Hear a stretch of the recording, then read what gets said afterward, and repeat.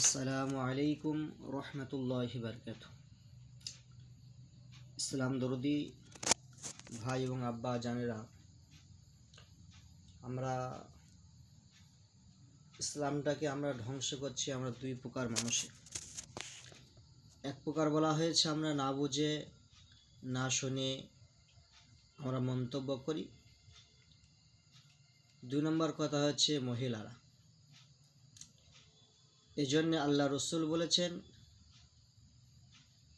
যে মেয়ে ছেলে মহিলারা তোমরা বেশি বেশি করে দান খরচ করবে। কেন? ওরা খুব গুনাহের কাজ করে।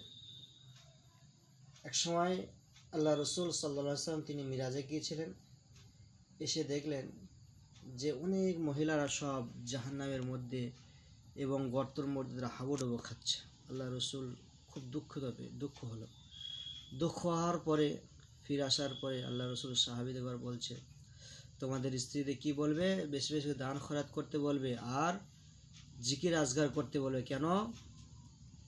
ওরা বেশি অংশ বলা হয়েছে মহিলারা জাহান্নামে এই জন্যে বলা হয়েছে তারা গীবত প্রশংসা করে, আর সবচেয়ে ওরা আরও জঘন্য খারাপ কাজ করে। এই জন্যে বলা হয়েছে আল্লাহ পাকের কালাম পাককে তারা তুলে রেখে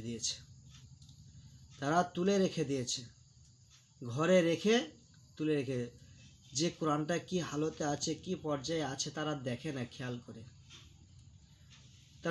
করে না দেখার কারণে সেই কোরআন শরীফটা সেই ঘরে থাকার পরে আল্লাহ পাক তার নারাজ হয়ে যায়।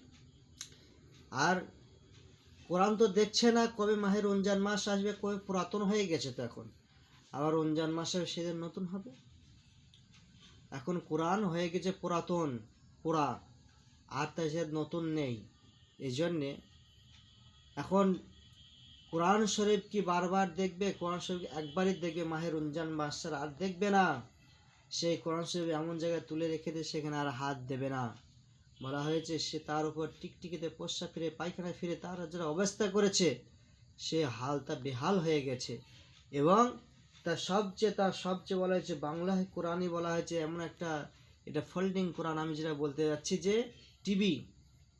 টিভি বলা হয়েছে। কোরআনের চেয়ে এই কোরআনের যত্ন বেশি। কেন? তাকে 5 বার দেখছে, ঝাড়ছে এবং সুন্দর করে পর্দা দিয়ে ধুয়ে দিচ্ছে, খাটের সঙ্গে লাগাতার রেখে দিয়েছে, কোনো সমস্যা নেই, যখন খুশি তখন দেখছে।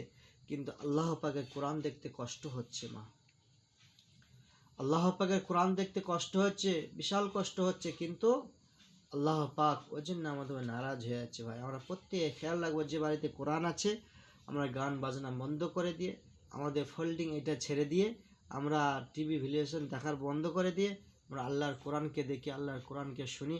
আল্লাহ পাক বড় সম্মান দেবেন এবং বাড়িতে রহমত বর্ষিত করবেন। আসসালামু আলাইকুম। বলার মধ্যে কোনো ভুল টুটি হয়ে যায় ছোট ভাই হিসেবে মাফ করে দেবেন।